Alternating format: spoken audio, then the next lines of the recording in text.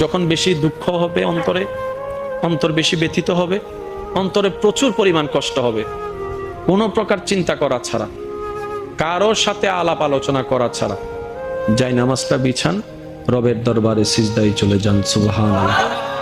চোখটা বন্ধ করেন, চোখের পানি ছাড়তে থাকেন, মন হালকা হতে থাকবে, সিজদায় রবকে বলতে থাকেন, যা বলার বলতে থাকেন, যেভাবে বলার বলতে থাকেন।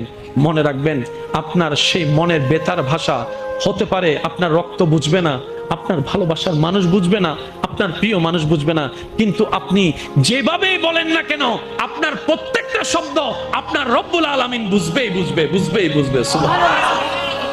আপনি যখন ওনাকে দুঃখের কথা বলবেন, উনি আপনার দুঃখটাকে হালকা করে দিবে। সেই দুঃখের খবর প্রকাশ করে আপনাকে কখনো বেইজ্জত করবে না। আর আপনি যখন সুখের খবর পেয়ে রবের দরবারে সিজদায় চলে যাবেন, তখন আল্লাহ তাআলা খুশি হয়ে আপনার সুখটাকে আরো বাড়ায় দিবে। লা ইন